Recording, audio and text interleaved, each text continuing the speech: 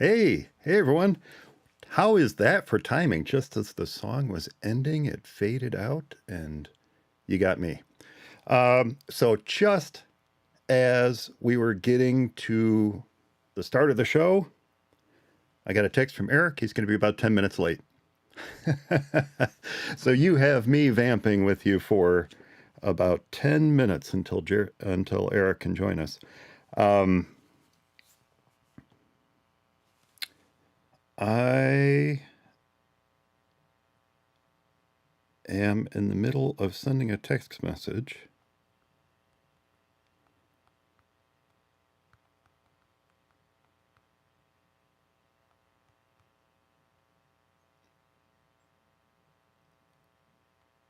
To someone who's in the chat room, I think.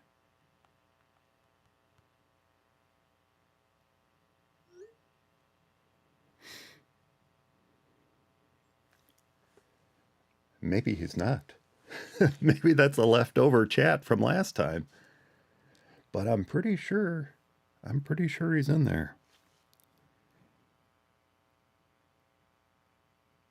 So all this stuff is going on just as we're getting started. So it's been a little while since you guys have had to listen to me vamp at the start here.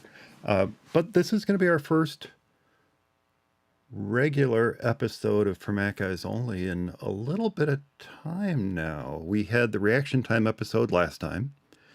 Before that, we had our special guest. We had Dave. I'm trying to pay attention to the messages coming from different directions. We had Dave Ginsburg on to talk about iOS 17. And then October was a little wonky. We had, I was out of town, personally. I was out of town. Eric had some family things going on, so it just didn't work to do a regular episode. So this is really our first regular episode in a few weeks now. And we got a couple interesting things to talk about. And if I can entice him to join us, then maybe I can't. I have a feeling he might be at work. But if I can entice him to join us, there are a couple topics I wanted to talk about that are directly related to the reaction time episode last time. I'll stop paying attention to all these devices. Sorry about that. Especially this week, there have been a couple news stories that I wanted to touch on. One is Apple pretty much coming clean and saying, look, there's not going to be a 27-inch iMac. Don't expect one. And then the other is a couple different viewpoints on the starting memory of Macs these days, and in particular the M3 Macs, the MacBook Pro, 14-inch MacBook Pro, and the iMac. And I've got some thoughts on that. I'm going to share the thoughts that were in the articles I'm going to highlight today. And then in trading chats, messages with Eric, he's got a couple opinions on this too, of course, and we want to get all those covered today as well. And then there's the issue of, is it time to upgrade your Mac? You know, the M1 series Macs have been out for a while now. They were current in the lineup until just 11 days ago. They were current in the lineup. And for those of you who've had, and us, I should say, for those of us, because we have them here in the household as well, for those of us who have an M1 series Mac and have had it for, well, a couple years now, is it time to upgrade? And that's something also. I've been trading some messages with Eric, and we decided that might be a fun topic to tackle this time. We did actually tackle something similar a few episodes ago when a listener asked us about upgrading their Intel Macs. Well, the answers are not quite the same, are they? When you're talking about an M series Apple Silicon Mac, or you're talking about an Intel Mac, the way you come at the decision to upgrade is entirely different path. So I thought we might tackle the concept of, is it time to upgrade your Apple Silicon Mac yet? And hey, we have a special guest who might be joining us. Let me get him the link here.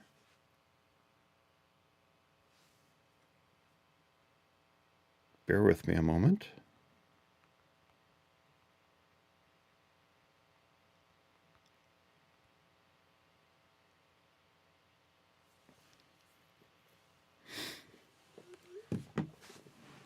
And we'll add him.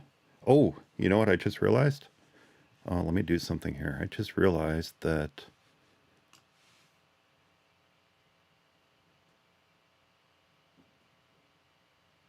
I might need to make a change here to how things are set up.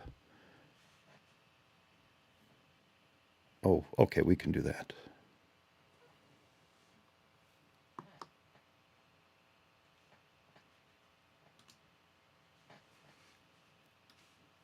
Let me do this. I'm going to edit some text here.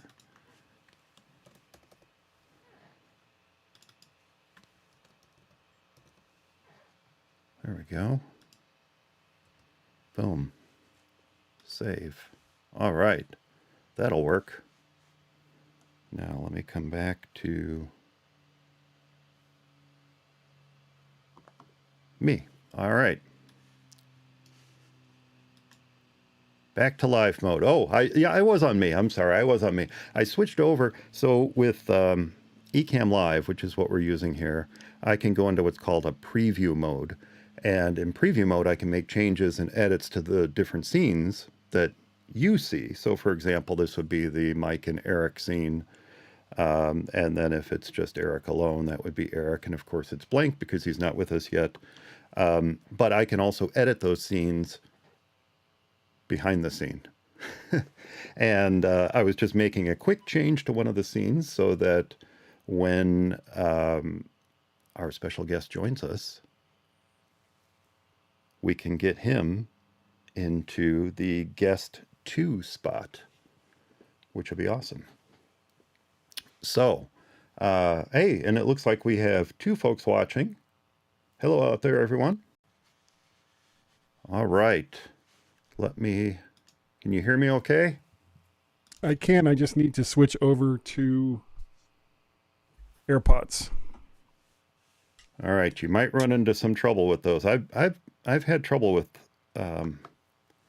AirPods and this live streaming stuff. I usually recommend wired.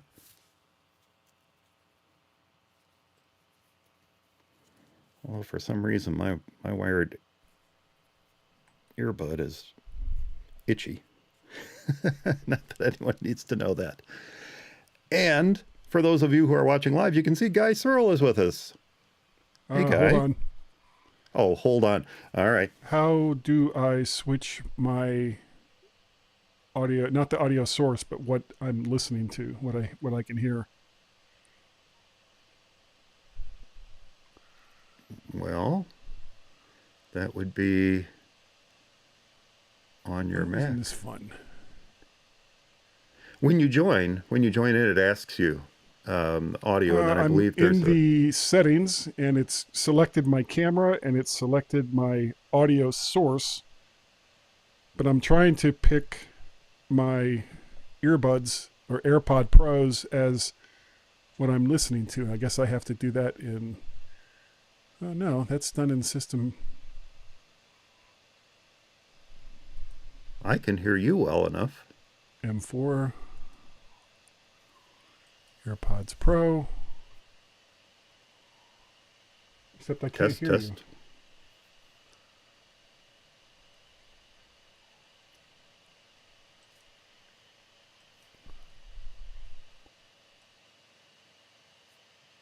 Boom. And he's gone. Well, this is part of the fun of the pre-show setup. This is why we do I almost said reaction time episode. This is why we do these live streams. This is the warts and all, folks. This is everything that goes into setting up and recording an episode. And sometimes things happen on the fly like this. I didn't know we were going to bring Guy into the show, and yet, boom, here he is. Happened to show up in the chat room, and we now have him on the show. Now, I'm going to bring him back up again, but there you go. How you doing, Guy? Oh, I'm doing okay. Everything considered, I mean, Yeah. living the dream. Living the dream, aren't we all? Living the dream. Yeah. Aren't we all? Hey, I did want to talk to you real quick. I've been meaning to reach out to you and ask if you wanted to come on the show to talk about this, but while we're waiting on Eric, I can just ask you. You Sure. were really disappointed that there wasn't a Mac Mini or a Mac Studio announced during the spooky event. What was it called? Spooky... Scary Fast. Or Scary something Fast. Spooky Fast. Scary Fast. Whatever it was called. You were very disappointed there wasn't a Mac Mini. Did you really expect one? I did. Actually, Gaz and I talked about that on the MyMac podcast, and we didn't actually believe that it was going to be portables. We thought it was going to be a Mac Mini. We both thought there was going to be an iMac, and we both thought that there was going to be like a Mac Mini and a Mac Studio. And when the event started, and they announced the three processors that they were going to release for it, the M3, the M3 Pro, and the M3 Ultra? No, not the Ultra. Max? Was it the Max? Max. Yeah. Yeah. Yeah, well, it was the regular M3, the Max, and the Pro. Mm-hmm. And I figured with that lineup as I was watching this, oh, okay, well, Mac Mini, iMac, Mac Mini, maybe a Mac Studio.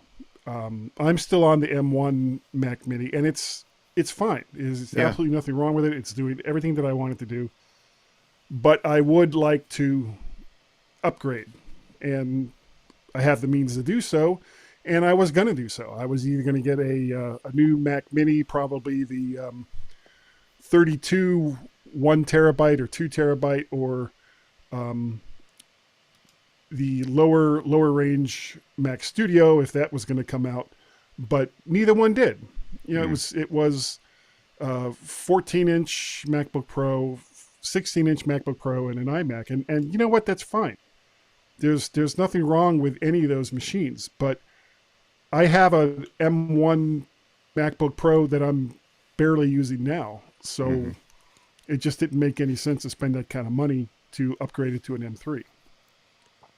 Exactly. And that's exactly one of the topics that we're going to be addressing in the show today. I was just kind of curious, we just saw the M2 Mac Minis come out in, I think it was January, right? That's when they came out this year. And it felt early to me to upgrade them to an M3, but then again, they just announced the M2 MacBook Pros this year too, didn't they? Exactly. So and they just did the MacBook Airs, 6 months ago, if even that. And that's always been the question with the iMac is, how difficult is it to just plop in the next generation processor and keep the thing up to date? I think a lot of it just has to do with the kind of machine that the iMac is. You can make the argument that a MacBook Pro, either the 14 or the 16, or a Mac Mini or a Mac Studio could be used for high-end work. But when you look at the MacBook Air, which is also still a very, very fine machine and very fast, or the iMac, you don't think of those as prosumer machines. And at least not anymore. But we did. We did. Yeah. Well, Apple did have iMac Pros, but I've really got to question how many people actually bought them. I don't think many people. Not even the iMac Pro. I mean, you had the iMac with the Core i7, and didn't we have one with a Core i9? There was an i9. Well? Yeah, there was an i9. I mean, that's arguably a pro machine right there. For its time. For its time, exactly. My son Guy Jr., shocker, actually does high-end video work, and he is still using my 2017 27-inch iMac with DaVinci and Hmm. all of Adobe stuff. But honestly, it's starting to drag a little bit. Hmm. So he was also very much looking forward to me getting a Mac Mini or a Mac Studio because I was going to give him my M1, Right. and it would have been a big upgrade. Would have been Oh, a big huge big upgrade. upgrade for him. Yeah. Hmm. Yeah. Um, and it's a little perverse, really, when you think of the Mac Mini as being that prosumer machine, and the iMac is not. When the Mac Mini was introduced as a switcher machine. Yeah, yeah. I mean, originally it was supposed to be the machine that for people that already had monitors, that already had keyboards, that already had mice, that had all of the hardware that they needed, except for a computer that could run the Mac OS. Right. And little by little, because that was it was 2005. I yeah, think it's yeah, yeah, yeah. 2005. Yeah. And then when the early 2010s, when they came out with the quad core, it was a quad core i5, I think, Mac Mini, because I Hmm. had one. They were great. It was the 2012 machines, and they were fantastic. They had a discrete graphics card, and for what they were very very fast. And they actually in the used market for a very long time, they actually came at a premium if you could find one. But it was almost like the iMac started to become less and less of an important product line for Apple as compared to some of the other desktop machines.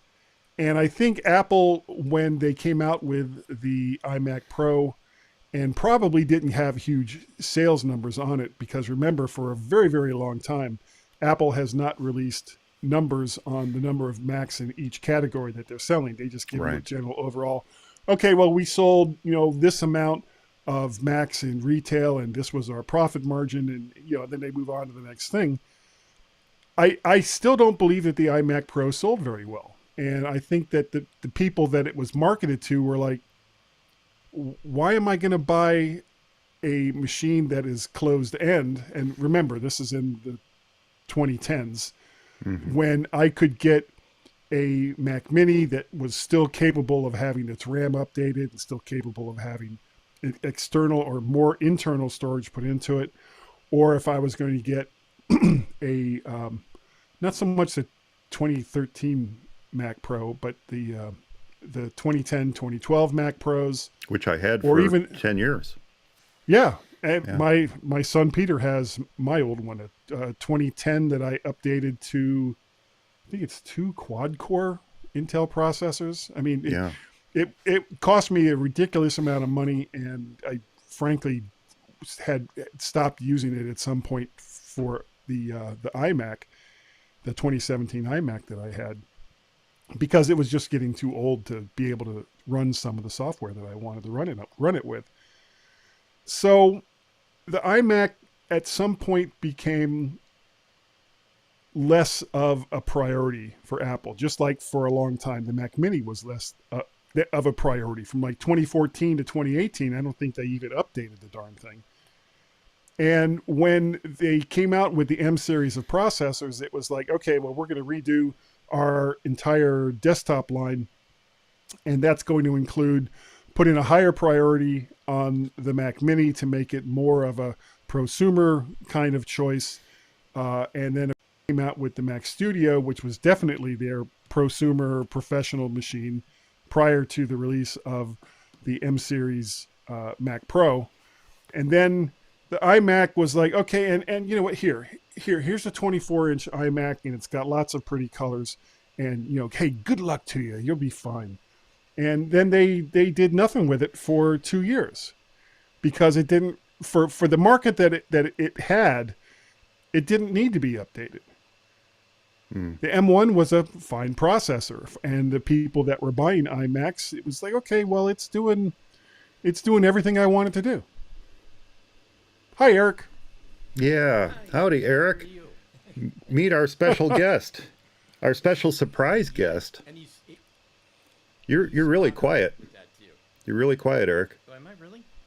Okay, let me double check my mic here. Sorry.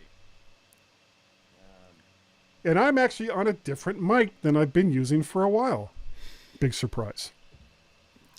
I know. Yeah, I was You- gonna Stunned say, I don't know looks if you of heard me, but silence. you're spot on. Yeah. Now we can hear you, Eric. Welcome. Oh, good. Welcome. Thank you. Yes. Late and even later than I said it would be. Are you? So it's good you Oh, had a you surprise are. guest on. Well, that's it. You're Yeah. out. Who's the surprise guest? Yeah. So this was actually pretty awesome. So here's Guy midday. Never see Guy midday in the chat room. Here's Guy midday in the chat room. I'm like, well, heck, why don't we bring him on? That would be awesome. So Yeah, this was sure. completely spur of the moment, unplanned, but we've already been talking about some of the stuff that we're planning to discuss today, Eric. And I really Yeah. feel like Guy's going to add some good value to this conversation. In fact, Well, we've, Or, sounds like the he already stuff I has. normally do. we've already kind of danced around the conversation a little bit. So I think what we'll do then, because of that, maybe we should just go ahead and get started. I was scrambling to take notes before this whole thing started, but I'm gonna see if I can get going here. All right, we are at 2340. And we'll get started. All right. In 3, 2, 1. It's For Mac Guys Only, episode number 419 for November 10th, 2023. A 3 metric foot Mac. Hey everyone, welcome back to For Mac Guys Only, the show for the Mac community, where we share our thoughts and opinions on current Mac news and events. And joining me to talk metric meter Macs is Eric Erickson. Hey Eric, how you doing? Pretty good. How are you, Mike? I Always ready to talk about metric meter, my Max. I can't even say that. I am doing. You know what? I'm going to actually have to pause for a second because I just realized I don't have a full screen Guy. Give me just 1 second here. You vamp for a second, Eric. Okay. You need to have a full screen guy. I need to have a full screen Guy. Well, I'm kind of big. I think that actually, maybe you should make that the show title. Although A full screen Guy. you, it almost sounds like MacBreak, one of their titles. They always have the weird ones. Of course, All right, now that now you we're- asked me to vamp, I can't do it. Now I've got a full screen Guy. All right. So here we go. We're gonna try this again. Wait, you already said, hey, how you doing? So we'll just Yes. switch over to Guy. All right. Sounds good. And in a special surprise, all the way from mymac.com, we've got Guy Serle. Hey, Guy. Yay! Thanks for joining us. Hey, everybody. It is great to be here, Mike. Thank you so very much for inviting me. Oh, of course. And remember, I for missed those it of you, because I wasn't able to go to MacStock this year. oh, I know. Well, was we got to so get you sad. there next time for sure. Yes, You're even sporting the hat. I know. Otherwise, it's like, it's bald. Oh my gosh. Well, that's all right. Mike's bald too, Much so better. there you go. Yeah, But I've got my For Mac Guys Only TV hat on here. I like that hat. You Yeah. should be selling those in a store. I made these quite a long those time look ago. that- Yeah. I know. I remember when you did that, and that's a good logo. I like that. Yeah. It's down in the corner. Down in the corner. Right down Yep. down there. No, Yeah. down there. Right, Down there. right Live, bottom All corner. right. All right, let's get I back can on just go track like again. this. Because remember, if you're joining us live, I'm going to be keeping an eye on that chat room too. So if you have any questions or comments as we move along, be sure to preface it with a Q and we'll try to address it. Hey, Eric, there's at least one news story that I know that we've wanted to talk about this week. But I also wanted to go back and revisit a topic that we addressed for listener Lisa a few weeks back. When is it time to upgrade your Mac? But maybe from a Right. little different perspective. So, Guy, Eric, we got Yeah, a couple news stories to cover. Are you ready to get started?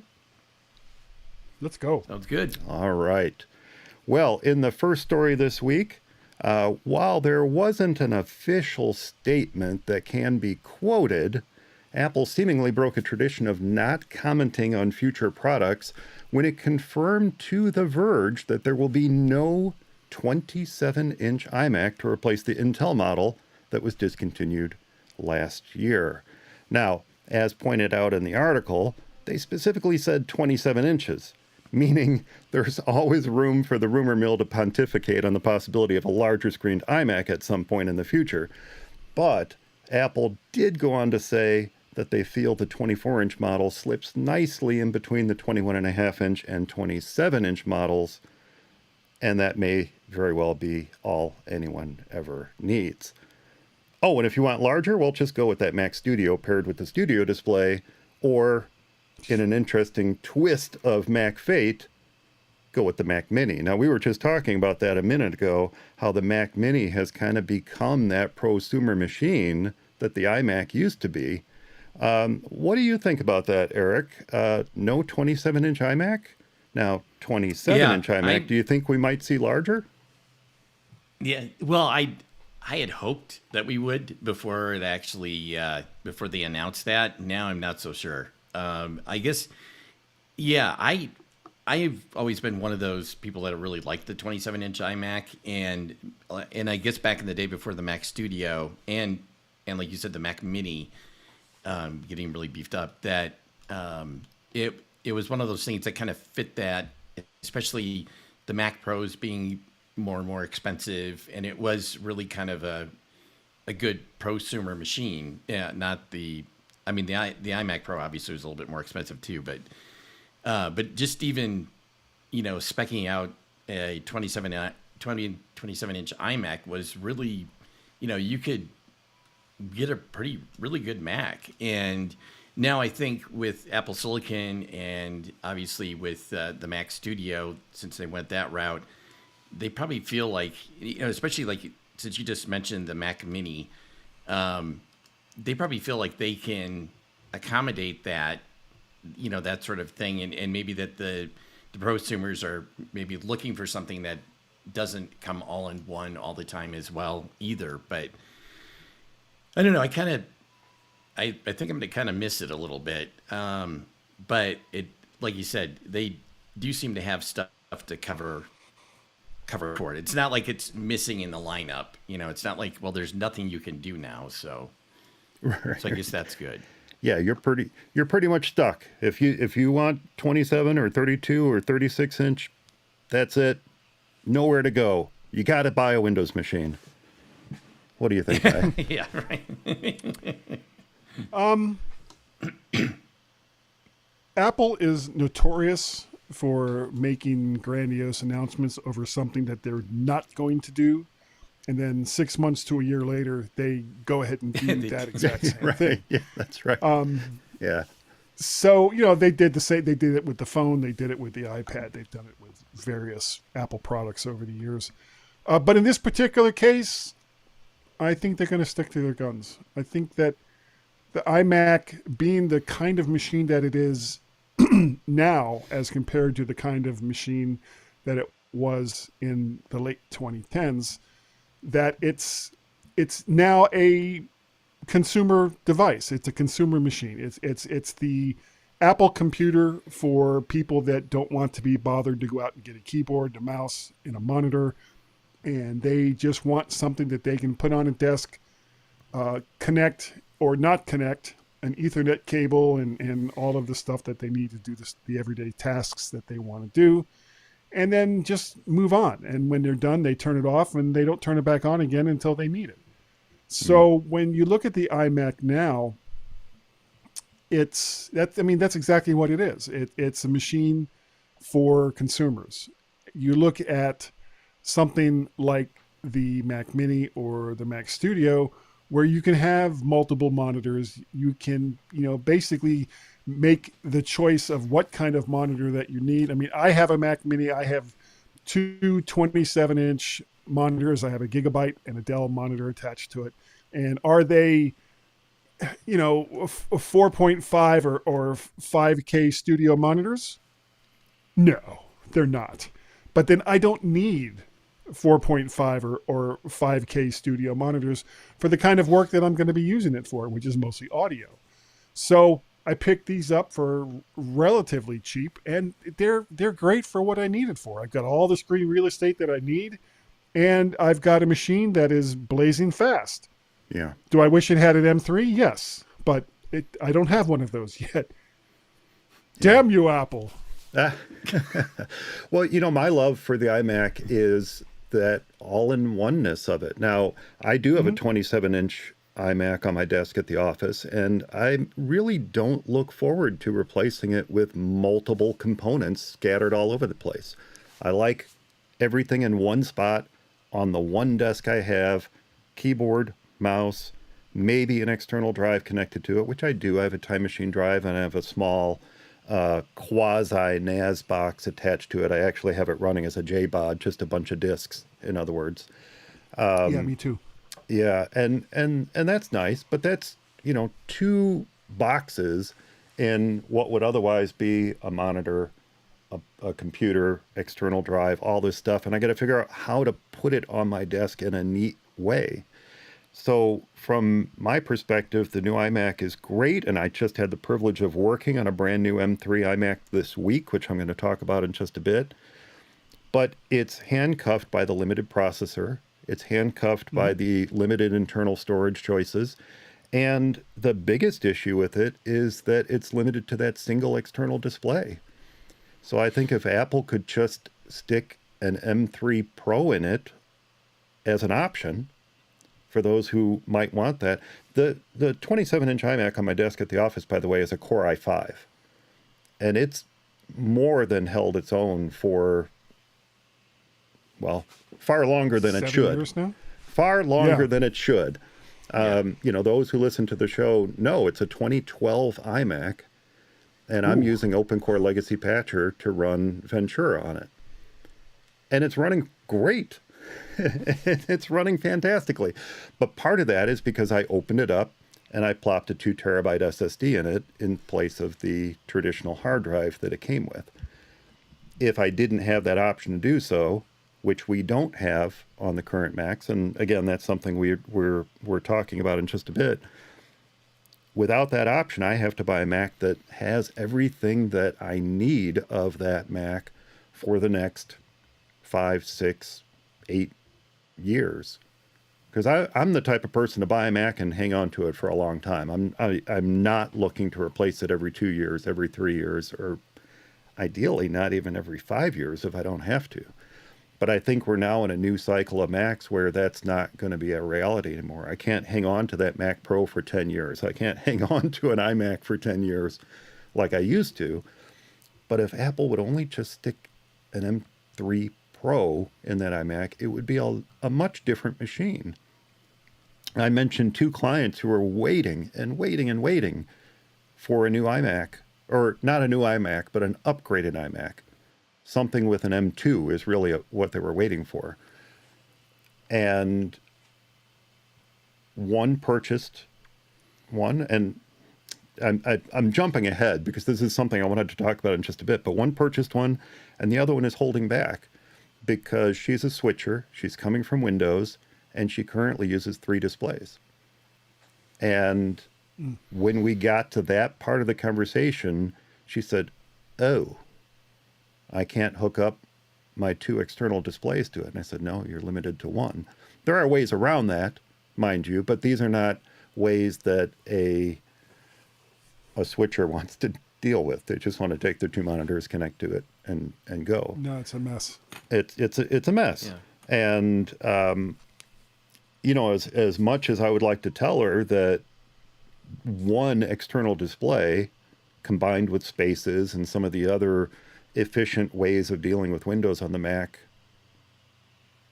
can be, as much as I'd like to tell her that that one external display is enough, she's used to working with three. So how can I do that? So her choice then suddenly became, she was looking forward to the iMac, but her choice suddenly became a Mac Mini. And that's not what she wanted. I've been trying to get her a Mac Mini for over a year now. That's not what she wants. She doesn't want that stuff all over her desk because she already has all those monitors. So, I think there is definitely a place in the market, the prosumer market for an iMac. I think a lot of people would really like it. But you're right. Apple has flipped the playbook around here, and the iMac has become the entry level machine. And I don't know if they have plans to take it out of that niche anymore. Yeah, I don't think they probably do, unless, there's a lot of, people clamoring for it, and, that's all people talk about. I think for years people were talking about, hey, make something that falls in between the Mini and the Mac Pro, like we said, the mythological Mini Tower, and now they have, and I think they're probably thinking, well, there's no reason for the Pro, quote unquote, iMac anymore, and so they probably will not. And I think the guy is right. They always talk about stuff that they're going to discontinue, but then actually bring back in. But I think he's right. I don't think they're going to do that with this. And yeah, and you're right though. If they would just put an M2 M3 Pro in there, that would probably solve a lot of problems right there. It just would open up a lot more options. Yeah, it would open Maybe. up a ton more options. Yeah.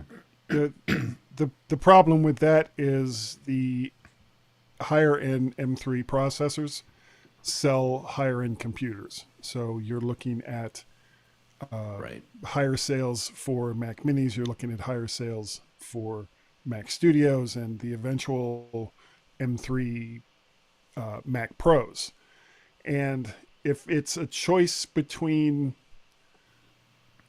a $25,000 to $3,000 Mac Mini to a $6,000 Mac Studio to an $8,000 Mac Pro versus probably about a $2,000 iMac, well, I think Apple knows where their bread is buttered. And of course, Apple, first and foremost, is a corporation that exists to make money.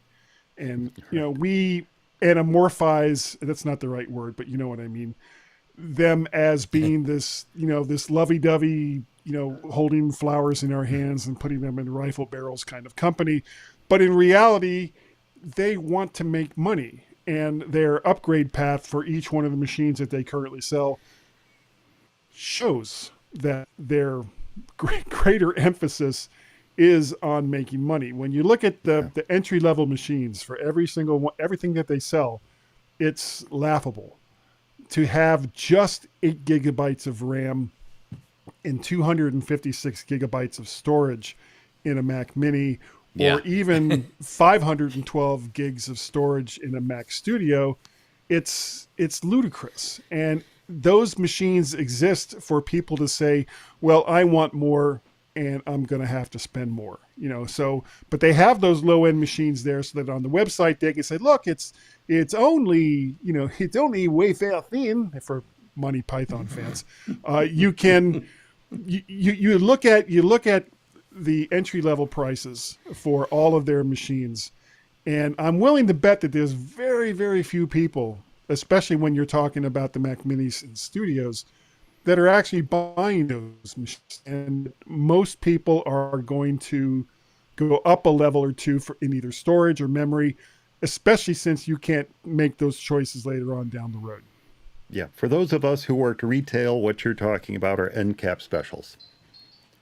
That's the ones that lead people into this, that bring people into the store. It's the one that they can put on their website starting at $5.99 or wherever it starts, starting at $10.99, whatever, brings people into the store. You see that amazing thing on the end cap, but oh, look at this one right around the corner. Just look over here. Yeah. Although It's like trying interestingly, selling a Chevy with 3 tires for a certain price, but that extra tire is going to Yeah. cost you another $1,000. just try to get Right. a spare these days in a car. Yeah, Now, it's interesting that you bring that up, Guy, because that's our very next story. it's like I'm clairvoyant. You are clairvoyant, my friend. Wow. This is interesting because Macworld goes as far as to say Apple has a memory problem in its much Yes. more opinionated and argumentative article, while Yes, I Apple read that. Insider takes a little bit softer approach. But that's the other story this week, that in the wake of the new MacBook Pros and the iMac rollout, is 8 gigabytes enough? Now, interestingly, they did not talk about storage. And you raise a great point there. 256, come on. Really? That's your starting storage space? But Yeah. they do focus on memory. And maybe more appropriately, these articles should be entitled, What the Heck, Apple?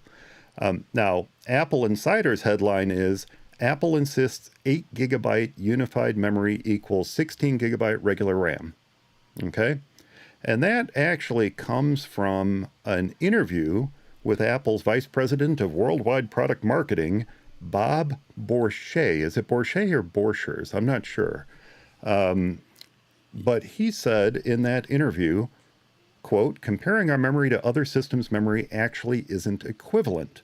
Because of the fact that we have such an efficient use of memory, and we use memory compression, which is something Eric has talked about quite a lot on the show, and we have a unified memory architecture, actually 8 gigabytes on an M3 MacBook Pro is probably analogous to 16 gigabytes on other systems. We just happen to be able to use it much more efficiently, he says. And frankly, I'm torn.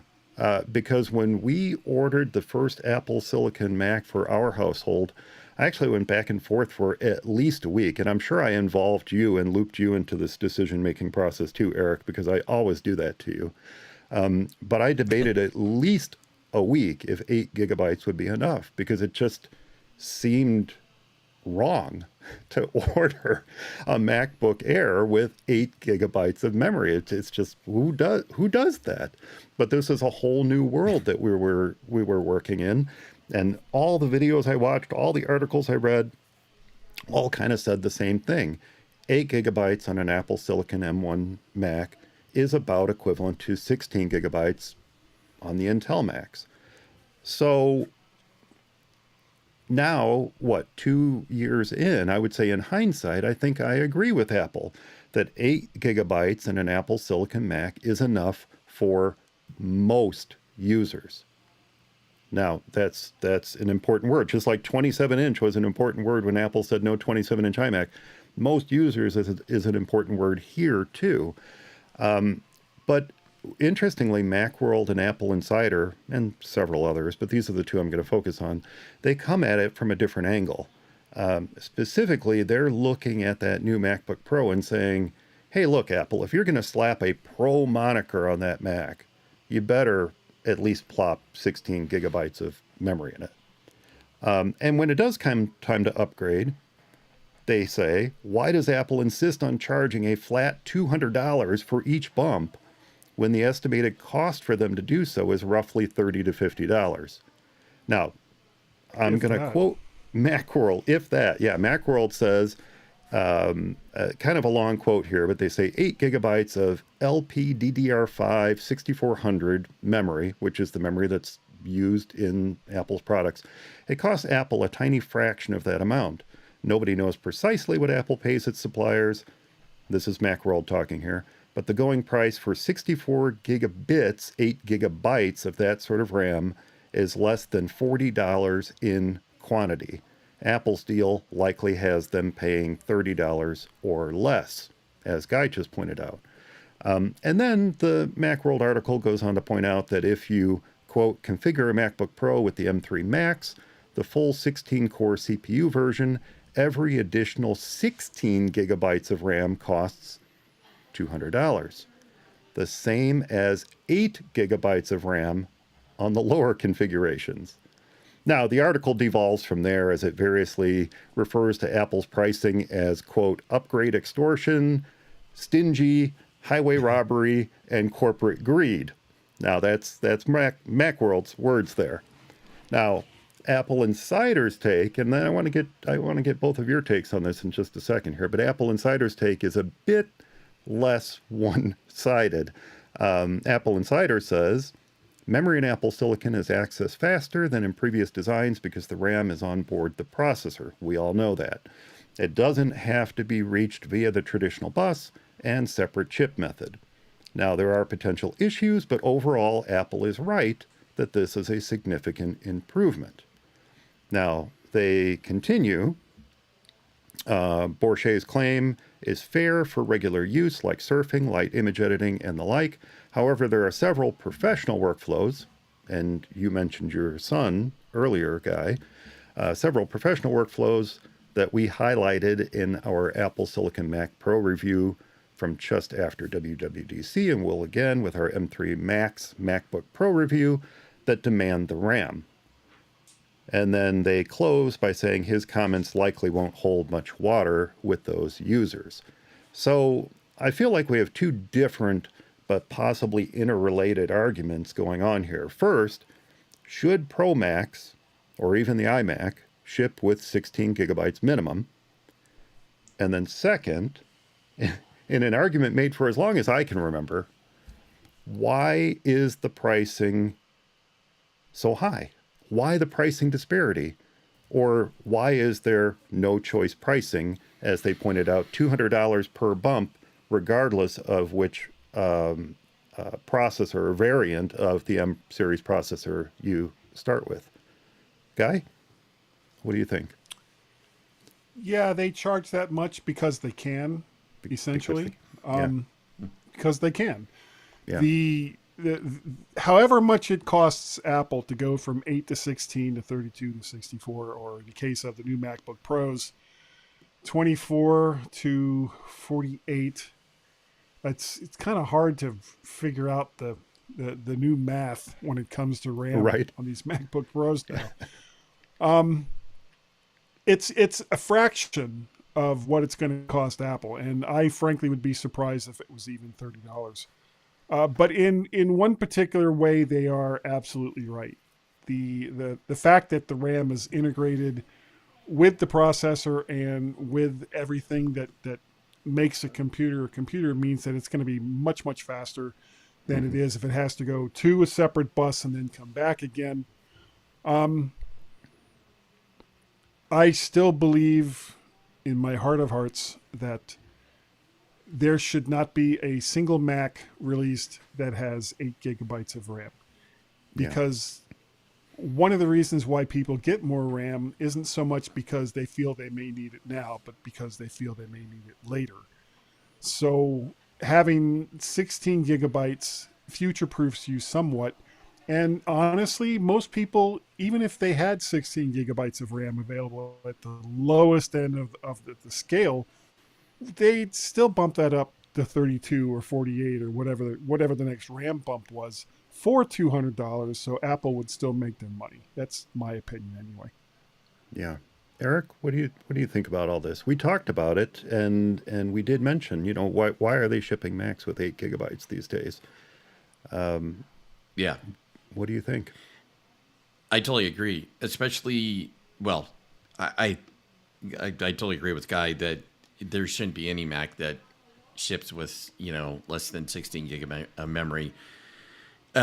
Certainly not the pro level machines. And like you guys had mentioned, obviously the universal memory, the bigger on chip cache and everything, and also, the fact with compression and the SSD and all that stuff and everything being faster. I mean, it is great. Things fly through a lot quicker. So, you can get by with less memory on certain operations, but on other operations, especially pro level, like I'm sure you guys talked about before I got on, I mean, especially video, and especially when you're rendering stuff and it essentially, or doing motion graphics or something like that, where in video, where it essentially takes up all the memory you can give it, there really isn't any excuse. And I think the article said the $200 upgrade thing. He said it sounded like he didn't know if it was some marketing guy that came up with that amount, because Yeah. it didn't really make a lot of sense. And, yeah, I think that's the thing. The thing is that they've kind of got you over a barrel a little bit because you're buying the Mac, you can't upgrade later. And I think that's the other big thing, that you cannot upgrade later. And, it's not like you can buy the iMac and then go to Crucial or OWC or whatever and then stick in their memory, for a lot cheaper. You can't do that now. And I guess I was kind of hoping that Apple would be a little bit cheaper with that rather than, going all out. But, I guess they're not. So, and maybe their thing is, hey, we charge everybody $200 or we can charge the pros more and the, consumers less, and who would want that? I don't know. But it does. Yeah, I don't know if I'd go as hard as that Macworld article did, but They were pretty cruel. yeah, definitely. Well, it was an opinion piece. I don't think it was Yeah, it really. was. It wasn't meant to be a factual. Here's what you get. Here's why this isn't good. Here's why this is Yeah, great. Right. Whatever. It was clearly an opinion piece. yes, yeah. In fact, I haven't seen one of those in Macworld for a long time. I was reading it, I just kind of like, wow, yeah. But I mean, I can't disagree with a lot of it. And Oh, that guy's gone. like I said, that guy's gone. Yeah, it's like, get him out of here. Opinions. Get him out of here. We don't need Well, this. it wasn't labeled as an opinion piece, or I didn't see it being labeled as an No. opinion piece. But that's a whole nother conversation. But that's kind of where we are now with technology journalism, with everything having moved away from print publications onto the web. The concept of I'm not trying to pass judgment on Macworld or anybody here, but the journalistic integrity is kind of not there. Yeah, it's not really there anymore. It's the blogging has taken over, and blogging has always been rooted in opinion pieces, and Right. that's where folks are coming from. That's the angle they're coming from anyway. But I thought it was a not little like podcasting. Yeah, no, podcasting is the exact same way. Look, I gave plenty of opinion pieces on this show for years and years and years, and of course it's one-sided. It's my opinion. This one was a little harsh in its descriptions. Those were quotes from there. Highway robbery and corporate greed and stingy and upgrade extortion, and yeah, I mean I get it, and they're not wrong. But I was going to say, at what point do we say, well, that's not right? Oh, Yeah. wait. it is right, but it could have been said in a little More bit different diplomatic way. More Right. diplomatic way, exactly. Yeah. And Right. that's what I try to do. But look, I'm a victim of this just as much as Guy pointed out. I've had plenty of opinion pieces on the show where I've taken Apple and others to task, and I don't do those so much anymore, but I'm also not shy about sharing my opinion when it comes to something like that. It really opened my eyes when they pointed out that 16 gigabyte upgrade is $200, 8 gigabyte upgrade is $200. It really just kind of depends on which machine you're buying. And Right. yeah, there's clearly something wrong there. Yeah. Yeah. Yeah, But as Guy it just- pointed out, this is future proofing. It's not like we can open up these iMacs and replace the internal storage like I did with my iMac. It's not like we can open up the Mac Studio and plop in more memory. It's not like we can, pry open the Mac Mini with our spatula like we used to do, and swap out both the memory and the hard drive for an SSD or whatever. We can't do that anymore. What you buy is what you get. So if you want to have a machine that you can be sure is going to take you the 3, 4, 5 plus years that you hope it to take you, as I do, you're going to want to max it out as much as you can within your budget. And Guy mentioned a $6,000 Mac Studio. I'm like, oh, good gracious, that's not what I paid. But you can very easily. But what I did is I looked at the Mac Studio, I looked at the Mac Mini, and I looked at what it would cost to bring the Mac Mini to the specs that I wanted, that I desired, 16 gigabytes plus of memory. And when the Mac Studio started at 32 gigabytes, and it was only a few $100 more than the Mac Mini, it just kind of was a no-brainer to make that jump, you know. Plus a better processor. And the processor, Yeah. the processor was a big. Now I'm not sure I necessarily noticed that. You know, Eric and I, we talked about it, how much quicker the super resolution feature of Pixelmator Pro is on on the Mac Studio versus an Intel Mac, and I'm sure I could see a difference between it on a Mac Studio versus a let's say an M1 Pro Mac Mini. Did they make an M1 Pro Mac Mini, an M2 Pro Mac Mini? Let's say. I'm sure I would see a difference there, a disparity in how much time it takes to do that, but nowhere near the disparity that you see with an Intel Mac. So, for me, it wasn't so much the raw numbers. How much more processing can I push through the brain of this computer if I get an M1 Max versus an M1 Pro or whatever? It was, what can I budget and get as close to the specs that I need as possible, in the hopes that this can last me 3, 4, 5 years. So, Right. Yeah. And you're right. We are over a barrel. As what did I call it a moment ago? I had my own little opinion in there too, and I can't remember what I called it. Oh, no choice pricing. That's what I called it. No choice pricing. That's right. It's $200. That's what you're gonna pay. You want a Mac? Great. You want 16 gigabytes? Great. $200. It does make $200, conversations with clients much easier when they say, "Well, how much would it cost to go to 16 gig? $200. How much would it cost to get 512 gig of storage? $200. It's a lot easier conversation when you're trying to help someone pick out the right Mac. But 256 gig of storage, when there aren't options to store everything on your Mac in the cloud, Right. that's low.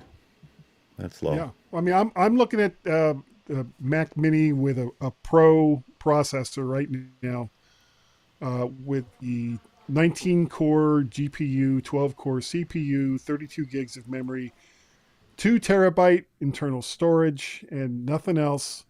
And the price goes from your base Mac Mini of what, $599, Something like $699, that, yeah. to $25.99. Thank you very much, or $216.58 for 12 months if you get it with your Apple Card.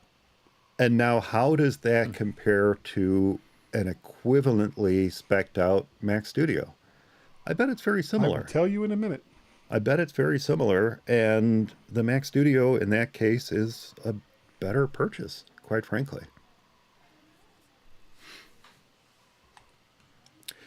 Well, any other thoughts on, while we're waiting on Guy to come up with the Mac Studio pricing, any other thoughts on this topic as far as, the 8K? I think we pretty much all agree. Look, if you're going to put a Pro label on a Mac, start it with 16 gigabytes. Right. That is, as we said a moment ago, that's the end cap special. That 14-inch MacBook Pro with the 8 gigabytes and 256 gig of storage, that's the end cap special. But if you're buying that, you really don't have the high-end Pro needs. Maybe look at the MacBook Air. Okay, you ready? Right. Yeah. Right. Studio M2 Max, 12-core CPU, 30-core GPU, 16-core neural engine, base of 32 gigabytes of RAM, 2 terabytes of storage for, get ready for it, $25.99. Amazing. And you end up with insane. a more powerful computer. You do. Much more powerful computer. Eric, you had mentioned you might have a news story that you wanted to talk about this week. Am I accurate in that? I don't think you are. Well, you know what? It probably was the Macworld, the Macworld one, because I had read that earlier and I kind of thought that was interesting. So, and And the other thing I was going to say, I didn't read it, but the same Macworld, well, the email I got also had an article in there saying that 8 gigabytes. It was like the first article was, Apple has a memory problem. It's terrible. And then the second one was 8 gigabytes equivalent to 16 gigabytes on Windows or some other Mac, or on Intel Mac. And so I thought that was kind of interesting too, that that it changed. That they were almost like two different things. But no, I don't think I had another story other than that. How about you, Guy? Anything in the news this week that you wanted to touch on before we move on? Well, real quick, the comparison between 8 and 16 gigabytes on a Mac versus, say, a PC or an older Mac where you could still swap out memory. The big difference is you could swap out memory. You didn't have to get those upgrades from Apple at $200 a pop. You could go to OWC, or you could go to Crucial, or you could go to a thousand different companies and get the equivalent of RAM for much less than what Apple was going to charge you. Right. And I think that a lot of, and I'm not quite sure how it would work, or even if it would work, that a lot of the argument of Apple's all-in-one M-series solutions that they're pushing these days could be alleviated if they included an M2 storage slot on the inside and possibly even a single RAM slot. Just give people something that if they don't want to, if they don't, or they didn't pay Apple's, let's be kind and say upgrade prices instead of extortion, which kind of what it is, that they still had some options to do some minor upgrades down the line. And I think that an M2 slot for more storage would really not be that big of a deal. I mean, we're doing the same thing sort of now by going with USB-C or Thunderbolt with external drives. And it would be one less thing that we had to hang on the outside of the machines that we already have. But I doubt Apple will do that. Well, I think your point has been proven, Guy, in the Mac Studio. Apple, we've seen firsthand that Apple's storage is snap-in. There are slots for that storage in the Mac Studio. Now, the big difference, as I understand it, is that the hardware that drives that storage is in the Apple Silicon. The CPU, right. It's in the CPU. It's or not, the processor. Right. It's in the processor. It's not in the storage device itself as it might be in a traditional Windows machine or in a Mac of the past, where you could easily swap that out. So there is an issue with simply swapping out those storage modules, but there is now. It how hard would it be to add done. Support to that? Yeah. Right. It can be done. And I understand that if you do swap those out, you just need Apple's proprietary software that nobody without proper clearance can get. But why not just open that up to everybody? Even if Apple sells the parts at their higher pricing, just make it available. Give me that option. Yeah. It's clearly slotted storage. Give me the option to make a full backup of my Mac, stick in the new storage, run the software to bless it. Remember blessing hard drives? Yeah. Yes. To bless that storage module, and then restore my backup, and I'd be up and running with more storage available to me. If they can do it on the Mac Studio, they can do it on the Mac Mini. If they can do it on the Mac Mini, they can, in theory, do it on the iMac. They might have to make it a little thicker, but they could do it. They could do it. We don't need Johnny a Ives 5 millimeter graves. Right, right. But yes, I agree with you, Guy. It's very possible to do it, and as you said earlier, it comes down to money. It's a matter of economics. In order to do things that way and give us that flexibility of upgrade, Apple has to spend a little bit more money in engineering and make it possible. And I'm not sure they're willing to do that. Well, it's not like they haven't changed their minds before on basic policy. You look at what they've done with right to repair recently. once it became obvious that the writing was on the wall that they were going to have to do it, Right. then they so very magnanimously said, "Oh, okay, well, we're going to follow these guidelines that are in California." And it's like, really? Okay. Like, you aren't doing it because they're making you do it. Right. Right. Right. USB-C. If I didn't anyway? love the Mac OS so very much, there are times when I have been tempted to jump ship and try another platform. But I mean, I've been a Mac guy since 1987, and at this point, it's like, do I really want to spend the time to learn an entirely new operating system from the ground up? And it's not like I can't use Windows. It's not like I can't use Linux. It's not like I can't use, God, the BIOS or whatever the hell else is out there. I just don't know if at my age I want to spend the time doing so. So I'm kind of, I don't want to say stuck with the Mac OS, because I love the way that it operates, and I love the way that it works, and I love the ins and outs and everything that it does. It's just the company that pisses me off time and time again. Are you writing articles for Macworld, Guy? I wish I was. They should pay me to write this stuff. You know, I wish it should be Guy GPT. I wish my closet door was not closed, and I wish it weren't so far away, because I could grab a copy of BOS off the shelf in my closet and show it to you. Of course you have that. I have it. That's awesome. I have it. Yeah. Okay. Go ahead, yeah, Derek. I felt that same way. I wish I didn't love the Mac so much, because, yeah, exactly.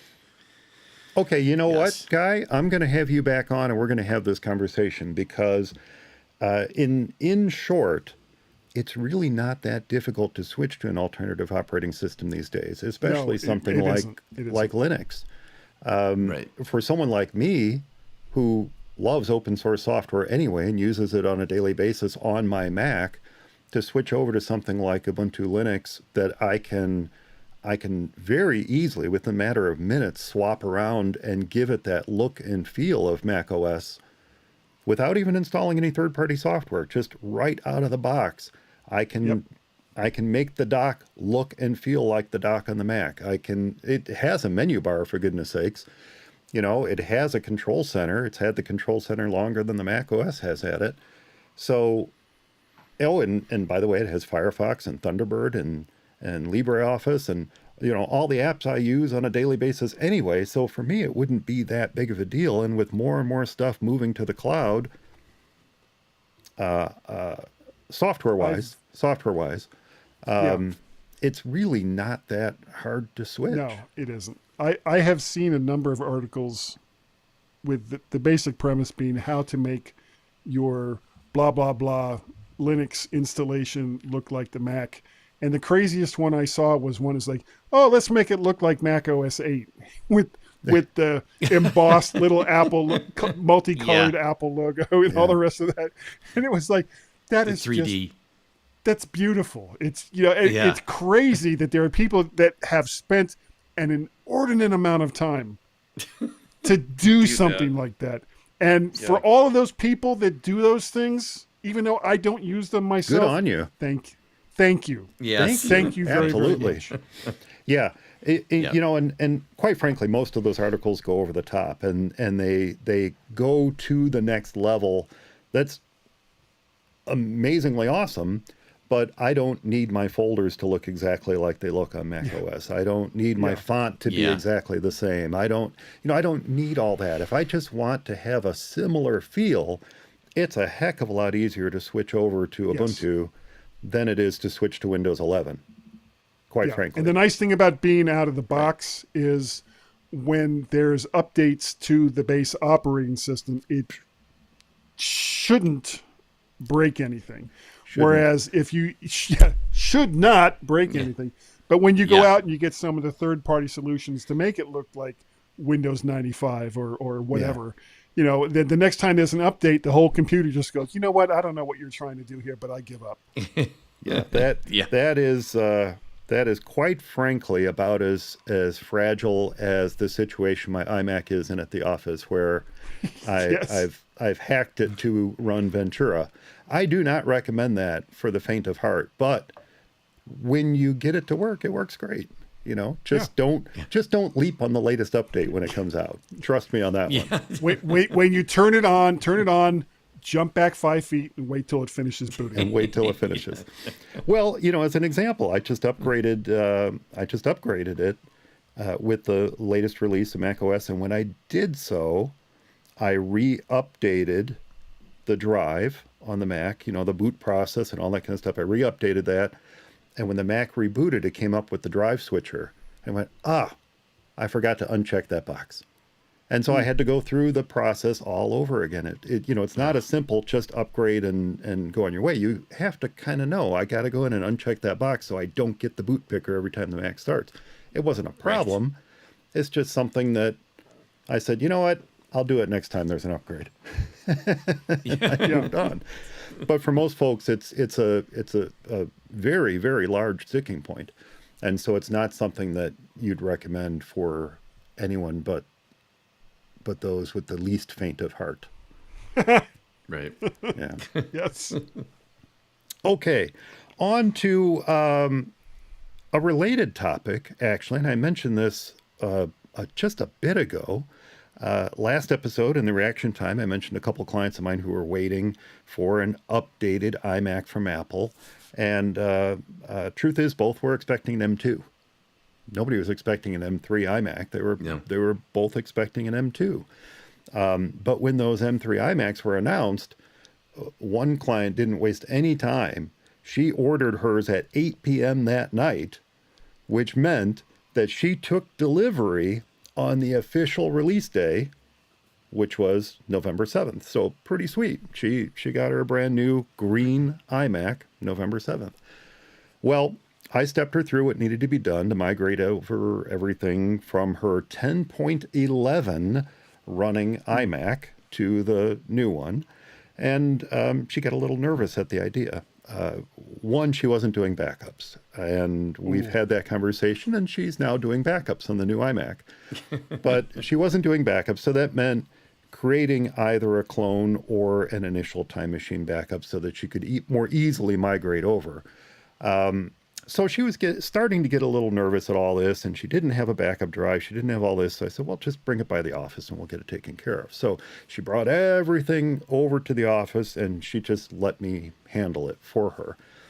And that means I was sitting there one day after release working on a brand new M3 iMac. Nice. And you know what? I groused a bit about the M1 iMac that I worked on about a year and a half ago for a client. Because I could notice some stickiness, as you're using it and you're firing up photos. And this particular client who bought the M1 has tens of thousands of photos in her photo library, and it started to get a little stuttery as you loaded up those libraries. So, I wasn't super impressed with that M1 iMac. But then again, I think about what this client was trying to do, and I realized, yeah, she probably should have gone one level up when she bought it. But this new M3 iMac is fast, like super fast. I was very impressed with it. It literally took 2 hours to back up her old iMac. I migrated all of her data via standard USB 3 hard drive, by the way, not an SSD, just a standard USB 3 external hard drive, less than 20 minutes. I walked out of the room, I walked back, and it said, done, ready for the next step. I went, no, something failed. Something didn't work right. Something right? didn't work. Something's gone horribly wrong. Possibly have worked the way I expected it to, but no. It had migrated everything over from her old Mac to the new one via hard drive, less than 20 minutes. It was super, super fast. Now, granted, and this new one was a bit of a unique case. She doesn't have a ton of data. But to have a new Mac up and running with data migrated in under 30 minutes was very impressive to me.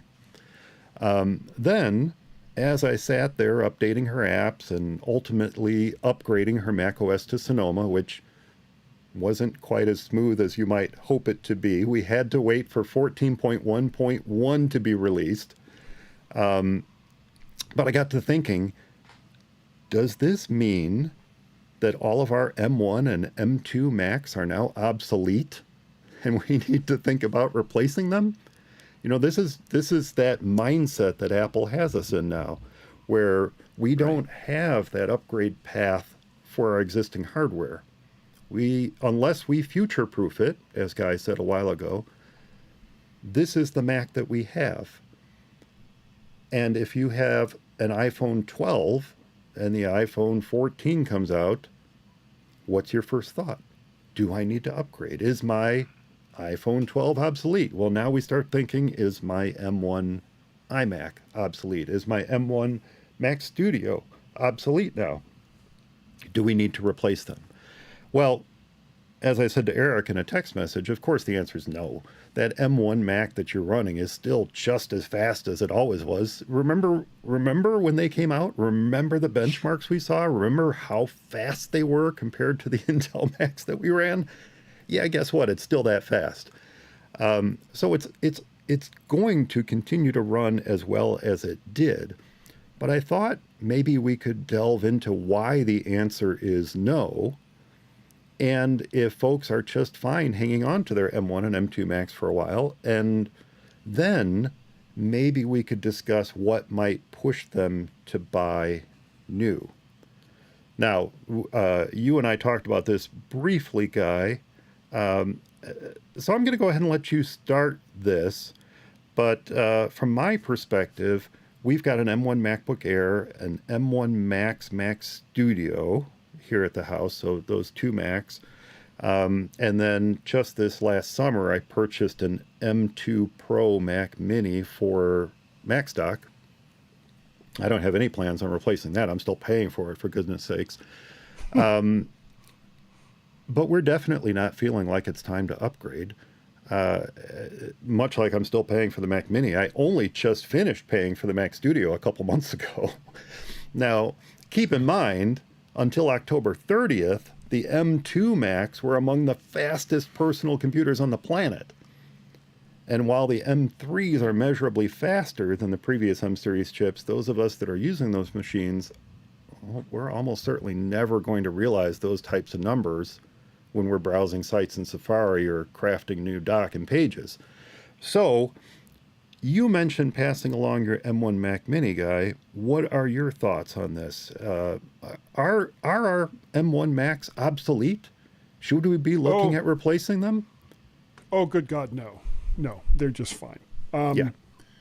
The difference now as compared to when Apple was using Intel is, and this is something that Apple prefers to do. They prefer to be the masters of their own domain. So when they came out with the M series of processors, it kind of shifted the dynamic of not just buying Macs, but how often do you buy a Mac? And if you compare it to something like the iPhone, which Apple has always pretty much controlled, people buy, like, I'm still on a 13 and it's fine. There's absolutely nothing wrong with it. The camera improvements and some of the other hardware improvements that made the 15 a better phone was not enough to make me pull the trigger to get one. And the M series Macs are now kind of becoming the same thing. Since Apple controls, God, it makes it sound like they're a communist country. They control the means of production, just like, the workers and all the rest of that. It becomes almost psychological, where when a new phone comes out, people are like, "Oh, I'm on a 14 and I need to go to the 15 because it's so much better. And look at these generous terms that I get from whoever my carrier of choice is." Right. And when you look at the M series of chips, there's absolutely nothing wrong with the M1 machines. Like I said, I'm still on an M1 Mac Mini. I don't actually need to update. It was one of those things where it's like, okay, well, there's a few more ports than my M1 Mac Mini, and it's going to be a little bit faster, but I'm not really going to notice the difference. However, my son Guy needs a computer, and this is probably the cheapest and best way that I can pass this on and not feel like I'm just doing this to get a new computer. even though that's exactly the reason why I'm doing it. But I think it does become psychological in a lot of ways, and since Apple controls the processor, it's like, hey, we got the M1 and it's so fast. You can't believe how much better it is than the last one. And then a year later, the M2 comes out. And now we have the M2, which is better in every single way than the M1. It slices, it dices, it makes julienne fries. And then when the M3 comes out, they're like, oh my God, if you're still on an Intel Mac, you're insane because the M3 is so great. And if you're still on an M1 or an M2, why haven't you gone on to this? Because it's the greatest thing since this other thing that we talked about last year. And, they kind of push that narrative. And if you look at the event that they had on the 30th, Yeah. they spent the first 15, 20 minutes of that event talking about how the M3 is just so much better than everything out there. And it was almost like, oh, and yeah, by the way, here's an M3 iMac and here's a couple of MacBook Pros. Well, they spent And 2 minutes on the iMac.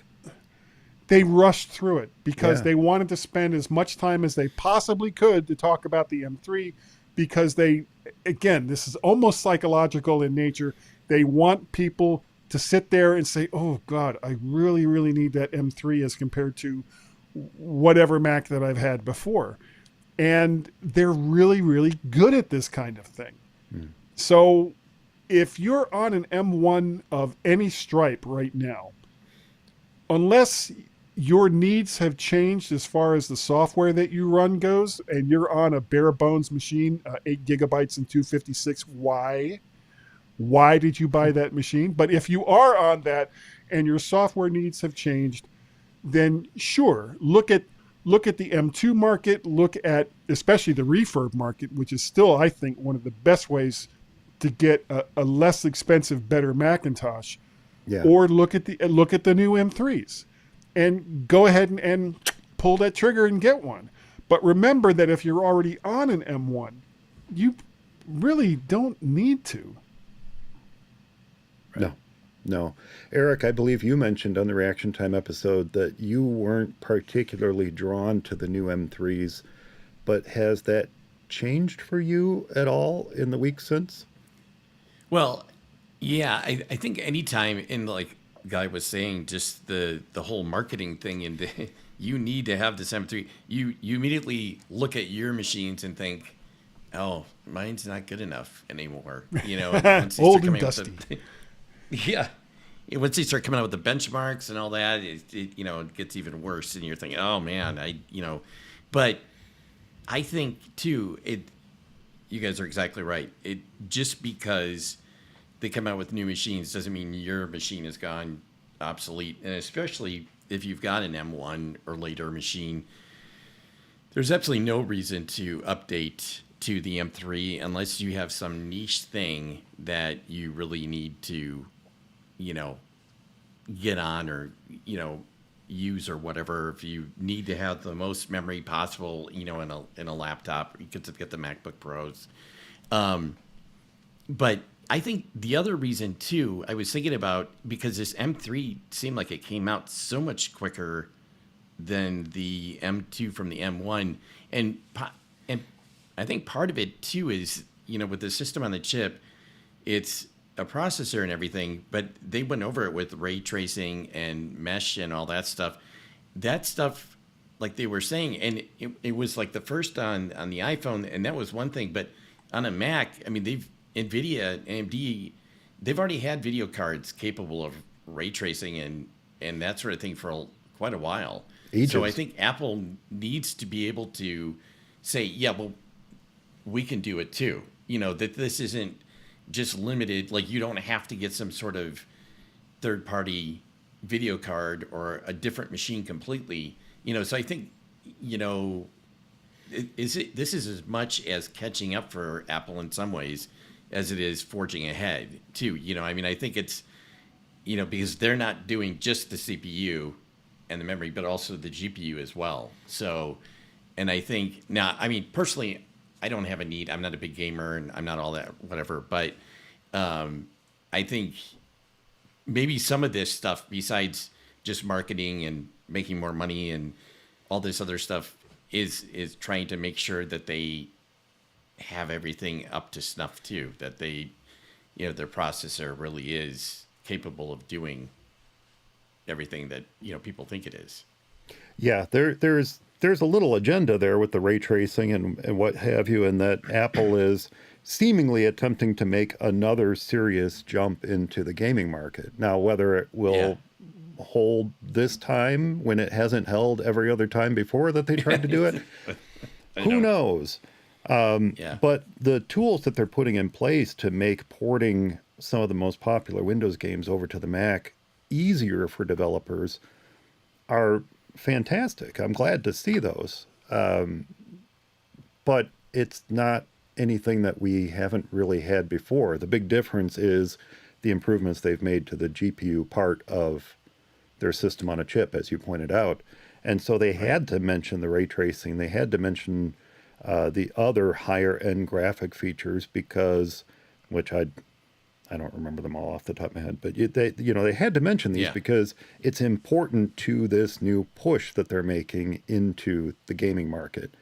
You can't convince someone to come over to the Mac as a gaming machine when they've got their own custom home built game machine running, this $3,000 NVIDIA graphics card or whatever they cost these days. Right. RGB. Yeah. EGA. Yeah. Fans that turn red, white, and blue when you look at it funny. Yeah, I really wish they would Have bring you seen that some to of the these Mac gaming Pro. rigs? Yeah. Oh, yeah. No, I really don't want them to either. But I mean, the I don't ridiculous nature of some of the gaming rigs with just like all the flashing lights. It's like you can pretty much guarantee that anyone who's a serious gamer is not an epileptic because, frankly, they would never last 5 minutes looking at their own machine. Imagine though, guy, just for a second, imagine that cheese grater front on the Mac Pro with some RGB lights behind it. Come on. You can't say you don't now want I that. want it. Damn you, Mike. Right? Damn you. Or the Mac Studio, how it sits up just, that 1/4 inch up, some rotating lights on the bottom. Right under there, you have a little tiny disco ball. That would be a freaking amazing. Yes. But, well, Apple has a big problem on their hands is that it's not enough. The problem is it's chicken and the egg. You need to have the gaming companies port the games, but they need to be the on gaming board. companies don't want to do it until there's enough gamers to make it worth their while. So quite frankly, if Apple is really, really serious about getting into gaming, what they need to do is go to some of these companies and go, okay, here's a crap ton of money. Port your game over to the Mac. We will pay you for the development of these games. And don't screw around. Don't buy the company because, quite frankly, Apple has enough going on right now as a company, and it would probably scare the crap out of the FTC and the European Union if they were if they made a play for some of these big gaming companies. But just go to these companies and go, here's a ridiculous amount of money to take your most popular games, and here are the tools to do it. And just make them available for the Mac, and we will guarantee sales of X number of units based on we'll include them in the sale of a Mac Mini, or we'll include them in the sale of an iMac, or whatever it takes to They've get done these. that before. Yes, they have. Yeah. They did it with Bungie, or at least they tried to do it with Bungie, and then Microsoft bought the company. But that's a story for an entirely different day. Yeah. I still miss Marathon. I still wish they would update Marathon for 2023. But that's it's the chicken and the egg problem. These companies don't want to make games for a platform where there's not enough users, and the users don't want to switch to a platform that doesn't have enough games. Yeah. Games. So it's just a vicious. You raise a good point, though, Guy. Do we know that Apple isn't already doing this? If they were, we would probably hear about it from some of these companies. You think? Yeah. Yeah, that's a fair point. Other than Epic, of course. Right. But Right. yeah, they're such buds. Yeah. Okay, so I think we pretty much all agree. You have an M1, you have an M2, you're fine. You Good don't to need go. to Yep. consider these M3 Macs unless, and that was the last bit I wanted to talk about here. Why would someone consider upgrading? And I think the first point is something that you mentioned, Guy, and you mentioned that Apple was touting this, and I don't think they're necessarily wrong, but the first reason you might want to upgrade to an M3 Mac is if you're using an older, unsupported Intel Mac. That's really the first and primary reason you would want to upgrade. Now that doesn't answer the question. That kind of skirts around the initial question I had here of if you have an M1 or M2, should you upgrade? But if you have an Intel Mac, well, I think in this case I probably need to agree with Apple. They are, they're fading these out of existence as quickly as possible. Yep. You can hang on to it for as long as you'd like, but it is time to start to seriously consider whether Yeah. it's appropriate to make the leap to a newer Mac. But you also And mentioned Apple's done this something. before when they went from the 68K to PowerPC, when they went from PowerPC to Intel, and they made noises like, okay, well, we're going to support your previous machines for like 5 years, da da da da. But then within a year and a half, their entire line switched over to the new processor, and that's Yeah. exactly what they've done with Tel. 2021, or what year did it come out? 2020 or 2021? Whatever year that the M series came out, within a year to a year and a half, every single machine that was running on Intel was already switched over. Yeah. Yeah. Except for the Mac Pro. Yeah. Right. And then as we Right. talked about, Eric, my concern for those running an M1 processor, not an M1 Pro, not an M1 Max, but the M1 processor, my concern is the same concern that folks who had an Intel Core processor, Intel Core before there was the Core and then the Core Duo, right? Those early Right. Intel processors got lopped off the lineup pretty quickly in terms of support from Apple. It didn't take very long. It was just a few years. And so I'm wondering how far down the line Apple is going to continue supporting these. Now my gut says about 5 years. But I wonder Yeah. how realistic that is when they are 100% in control of the stack that they're putting in front of us.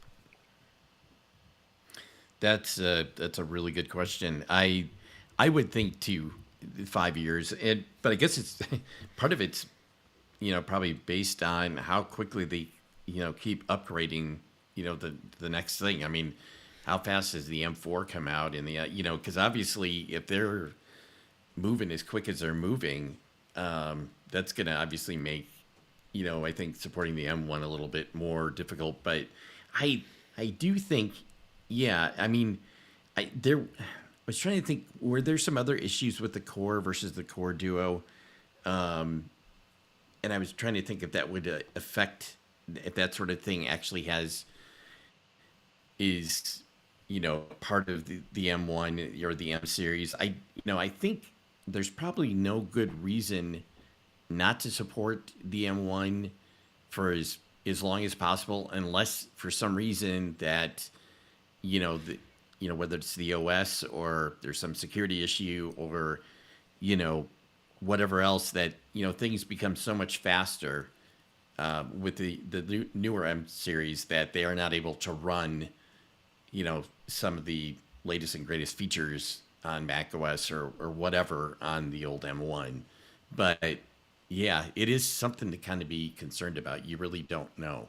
It's something But to keep an you would eye hope on. at least be, yeah, you'd hope at least be 5 years. Yeah.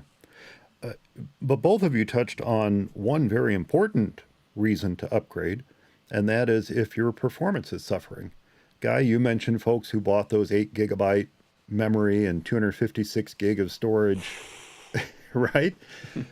Well, their performance is going to suffer when that drive starts to get full. Their performance is going to suffer Yes. when they can no longer efficiently swap from that 8 gig of memory to the storage, internal storage, and back from the storage to that memory because their storage is full. So when your performance starts to suffer, that's when you want to start to consider whether it's time to upgrade to the next level Mac. Don't repeat the mistakes. Don't buy into these, entry level 8 gig, 256 gig storage Macs because you're just going to be in the same situation again in 2 years. But that's if you bought into it to get into it, and now you're finding that it's just not cutting it for you anymore, that's a good reason to look at the M3 if you have an M1 or an M2 Mac. Which of course leads to you just want or need more RAM, or you need more storage, or you need more processing power. Right. As we mentioned a few times already today, if you don't make that investment up front, this is what you have. 8 gig, 256, at least with storage, you can slap an external drive on it. Go external. Yeah, right. Yeah, you can go external. Right. You can get around the issue, but you just can't get around the issue of not having enough memory when suddenly your workflow changes. Suddenly you decide that you're going to be a video editor and you really want to use Final Cut Pro, or you're going to jump into the higher end Logic Pro over GarageBand, or you're going to go into what's the Blackmagic video? DaVinci. You're going to go into DaVinci or what have you. Suddenly your workflow changes. What the apps you're using on a daily basis are no longer Safari and Pages and Word or whatever, but now it's Final Cut and Logic and the higher end apps. Adobe Suite or the Adobe Suite, even the Adobe Suite. Right. After Effects and the Affinity Suite is just as awesome as the Adobe Suite, but it does not. It runs much more efficiently with less. And so you're probably okay if that's your primary graphics and layout editing suite. But yeah, the Adobe Suite is a bit of a hog. So if you decide that this is where you need to be, not only do you need more storage to load all those darn apps on your Mac, but you also need more memory to handle them efficiently without bogging down your machine as it tries to swap back and forth. So yeah, more RAM, you don't have enough. More storage, you don't have enough. More processing power. Those are all good reasons to upgrade from that M1 to the M3. But then you can repurpose it. Guy, you mentioned your son, and he's a high-end video editor. He's still using an Intel iMac. He is. But he's got his sights on your M1 Mac. He does. He really, really does. And the great thing about the M series chips, we've talked about the limitations with Apple making it so that you can't add RAM and that you can't add storage internally anyway. But the basic architecture of the M series chips hasn't really changed. The way that it functions on the inside, it may be more efficient, it may go a little bit faster in doing this or doing that, but the basic architecture of the M series processors has remained pretty consistent between the M1 all the way up to the M3. Right. Which is why, unless there is a compelling reason, and we've touched on it, whether it's applications that you didn't anticipate using or anything along those lines, the M1 is still an incredibly capable processor. So there's all kinds of other external reasons to upgrade to an M3 from an M1, but I don't believe that the processor itself is one of them. Yeah, that's a great point. One external reason that just popped into my head, if you're a laptop user, you might upgrade because that new 14-inch or 16-inch screen gives you just a bit more space to work with than that older 13-inch screen that you had. It makes a difference. Battery life. Right. Oh my 22 God. hours? Good gracious. They talk, it wasn't that long ago, Apple was talking about, we're giving you all day battery life, 8 to 9 hours. And now they're like, we're giving you seriously all day. battery life. Battery You turn life. it on, you don't have to turn it off until after you go to bed 6 hours later. If there is no That's chance in amazing. heck that you're going to be anywhere near a power outlet for the next Yeah. 22 Distance hours, flights. you're set. Yep. Yeah. Yep. That's amazing. Yeah. Or you want to push more external displays. I mentioned the 14-inch and 16-inch display, or you just want more external displays. That's a good reason to upgrade as well. Like my Yeah. friend who is switching to the Mac and then realized that she can only drive one external display on that iMac that she wanted to get. Well, if she had purchased that iMac a year and a half ago or a year ago when she wanted to, and I said, no, no, hang on, there's going to be an upgrade. There's going to be an upgrade. If she had purchased it back then, she would have been disappointed that she could only run that one external display, but now she might be looking at a Mac Mini or a Mac Studio because she wanted to add that second or third display to it. Third. Yeah. Display. And of course, the other option, while we're talking about this sort of thing, is the HDMI ports. You mentioned this guy having more ports on the newer Macs, HDMI port on the MacBook Pro, or the SD card slot. I love the SD card slot on my Mac Yeah. Studio. I use it all the time. Yep.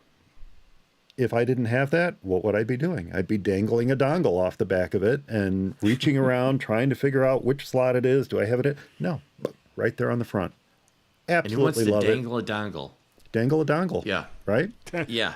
Or maybe all the ports that are on the new MacBook Pros are looking better to you than those dongles that you have to drag around with you everywhere. Or, as Guy said earlier, maybe you just want more ports, gosh darn it. That Yeah. is a good reason to upgrade. I mentioned very early on all the junk I would have all over my desk if I went with a Mac Mini or a Mac Studio over the iMac that I have at the office right now. The last thing I want is dongles laying all over the place. So to me, the more ports on a Mac, the better. And then, of course, compatibility is a big reason. And, we touched on this with the Intel Macs, but can you still use the latest versions of the apps that you want to run? And if not, how important are those new updates? Yeah. On my primary working machine, I tend to hang back on Mac OS updates for a little bit. Let things shake out a bit. Let 14.2 come out before I upgrade my Mac Studio, because that's one of my primary working machines. This MacBook Pro that we're on right now, which is a 2018 Intel MacBook Pro, still working great. I upgrade this right away all the time. But when it comes to my Mac Studio, I hang back a bit. So that means very frequently what happens is Apple release updates to Pages, Numbers, Keynotes, Final Cut, other apps that I use from Apple. They'll update them and make them Sonoma only. So I have to look at those and say, how important are those updates? Is it important enough for me to break my rule to not upgrade to Sonoma yet? Or do I need to go ahead and upgrade it because those new features are just too darn cool and I need to have them right now? Well, when you can't upgrade to the latest operating system, or you can't upgrade to the latest version of the software because of limitations of your hardware, you have to ask those same questions. How important are those new updates, and do you need them right now? And also keep in mind that Apple typically supports macOS updates with security patches for at least 1 to 2 years after they stop. Or longer. Or longer. Sometimes longer. Yeah, you're right. Yeah. Sometimes longer if it's a really big issue that's arisen. But even if your Mac can't run Sonoma, you can expect to get security patches for at least a year, if not 2 years after that. It's always kind of traditionally been 2 years, but it's Apple. They can change their mind anytime they want to. What? So that's an important consideration as well. Now, we're not at this point yet with the M1 and M2 Macs, but when Apple no longer supports the Mac that you're running, it's time to seriously start considering if you should move your hardware forward. Yes. Yeah. Yeah. And Of course, that brings us to the Intel users. Every year, those of us who are running Intel Macs, well, we can read that writing on the wall just a little bit more clearly. So for Big Intel flaming users, letters on a cliff wall. big flaming, that's, don't listen, MacBook Pro, don't listen. But I have to keep that in mind. Yeah. I do run important software on this MacBook Pro. It can run Sonoma, but when it can't, and I can't upgrade this software anymore, I'm going to have to upgrade. I don't have a choice because it's just Right. too important to me on a daily basis. So yeah, that writing on the wall is getting bigger and brighter every year. And while there are options to keep that older hardware running, those options aren't without difficulty or without problems, especially on the compatibility front. So it's something to, Right. to seriously think about if you're going to go that route. So anything else that folks who have an M1 or M3 or even an Intel Mac should consider before they pull the switch and upgrading to an M3? Always, always, always make a backup before you do anything. Yeah. Yeah. Yeah. As we talked about, it's super important Yeah. to have Yes. a backup, even if it's the occasional clone. I don't like to say that. I prefer someone plug in a time machine drive and just let that run all the time. But if you have a portable Mac and you can only plug in that drive once a week, that is a heck of a lot better than nothing. Because when that Mac fails, it's hardware. And eventually it will. When that Mac fails, and there's a 100% chance it will, at some point fail on you. Or, look, you ever have an elephant come into your house and just stomp all over your computer hardware? It happens, right? I have had that. When that happens, For me, it was giant pandas. you better hope Yeah. you have a backup. Yep. Online backups, Carbonite, Crash Plan, those are great, but they're not fantastic to restore a computer from. They are that secondary means of backup in the event that something happens to your primary backup. The elephant also steps on your backup drive. But in Right. the event that you need or are ready to upgrade to a new Mac, having a backup makes it so much more smooth. Yep. Backblaze is another good choice. Backblaze is another good Yeah, choice. I was just Do you thinking guys that. do that? That's a good question. Do you do that when you get a new Mac? Do you start it fresh, or do you restore from a backup? I The restore from yeah I restore from from a whatever backup machine too. it is. Yeah, I think that Mac I mean, Studio. I've got too much stuff that I've got to deal with. I've got Yeah. pretty much everything that Rogue Amoeba makes, which Yeah. is such fantastic software. And every time I look at, just before the next version of the Mac OS comes out, I'll go ahead and put it on not my production machine, but I may actually put it on my laptop, which I only use when I travel. And as soon as I put it on there, it's like, okay, well, let's see what's going to happen. I get audio hijack or loop back or something like that. And basically, Rogue Amoeba's like, are you freaking kidding me? Really? Really? You know that Apple's going to come out with new stuff in the OS that's going to break all of the audio stuff that we're doing, and you went ahead and put a beta on. Shame on you, Guy Serle. Shame. Shame, shame, shame. Well, I And have Paul to admit, Kafarsis is calling me personally and going, you. a few, at this point they have to expect it. A few years ago, Yeah. I stopped with the beta on my Macs. I just stopped. I used to put it on my notebook like this one here, but I just stopped doing it. I have come to depend Yeah. upon my various Macs too heavily. The one at the office, the Mac Studio, this older MacBook Pro. I just depend on them too heavily to have to deal with that kind of stuff. I have to deal with it when the new version of the Mac OS comes out anyway. Why not just wait? And so that's Yep. what I do. And it gives the developers a chance to shake out as many bugs as possible before, But that's a good point. Release Upgrade it. all your apps. Make sure they're all up to date before you upgrade your hardware. But I also just bring my Macs forward. I mean, the progeny of this Mac Studio goes back to at least 2006. Everything that's on there dates back. Well, not everything. I've gotten rid of a lot of stuff, but the core install of that ultimately can be traced back to the very first Mac Pro I purchased in 2006. I just bring it forward every time.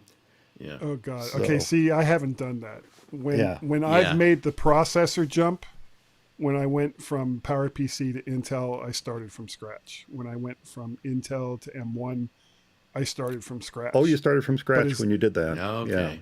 Yeah. I did not. But as long as I'm still within the same family or class of computers, I just go ahead and it's like, okay, well, here's my old Mac, here's my new Mac, plug them in, hope that the old Mac doesn't pout and say, no, I'm not doing this today, and Yeah. put everything onto the new one.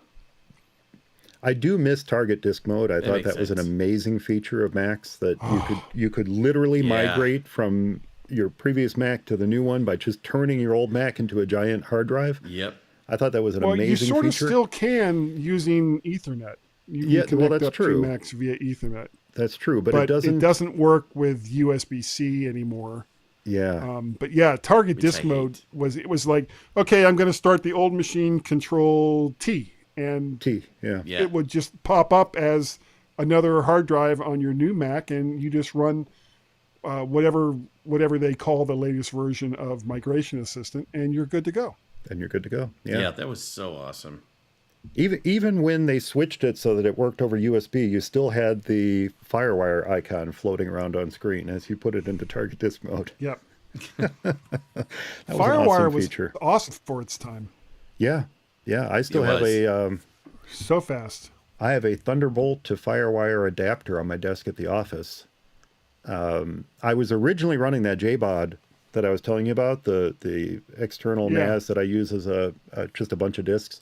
I was originally running that FireWire and eventually moved over to USB because it was just more reliable. But I used the little adapter. I used the Thunderbolt to FireWire adapter for that, and it worked great. It worked Yeah. great. I had one of those too. Yep. All right. Awesome. Well, thanks, guys. I think that will probably do it for this episode of From Mac Guys Only. I hope everyone enjoyed it. Remember, I do love to get your letters, so if you have any comments about the show, a tip to share, a software or hardware problem with your Mac, or maybe you have your own tips for upgrading from an older Mac to a new one, and when you should do that, well, you can leave your comments in the... Where would you leave them? You can leave your notes in the comments of this week's show notes found at formatguysonly.com, or you can drop me a line, Mike at formatguysonly.com. And do be sure to subscribe to the show's YouTube channel at youtube.com/FMEOTV, and you can click that little notification bell so you can find out when we're going live. You can join the chat room and catch all the behind the scenes stuff that doesn't make the final cut of the show, and maybe even show up as a special guest on an episode. Ooh. Well, that never happens. Who would do that? I don't know. Happens. Speaking of Guy, what's the best way for folks to get a hold of you?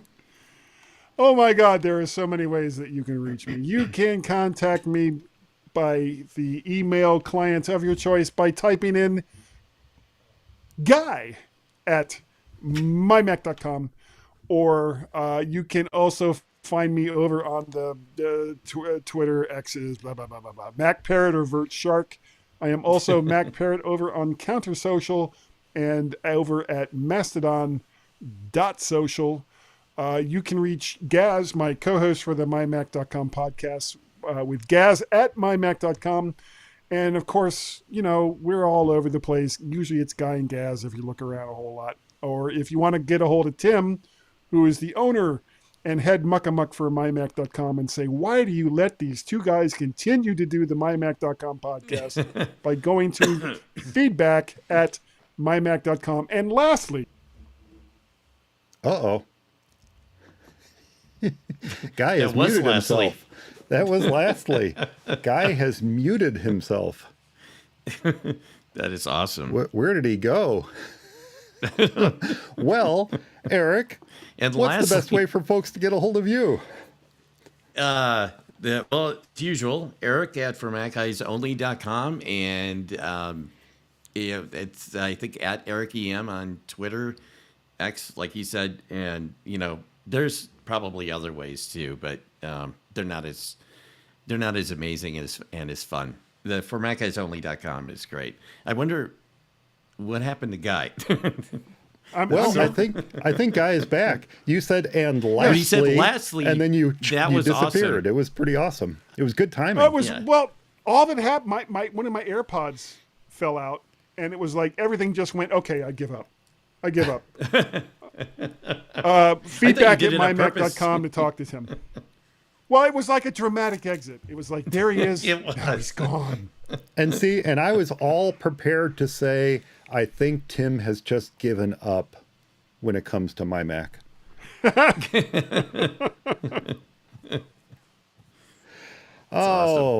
Anyway, thanks so much for listening, everyone. Thanks to Eric and Guy for joining me this episode. Stay subscribed, and we'll talk to you next time. Yeah. All right, now I'm going to do the end Bye-bye. card. Now we can still talk to each other after that. Guy doesn't Yeah. know this. He hasn't been on here before. We can still talk to each other. It's just going to be music playing. Cue the music. Cue the music.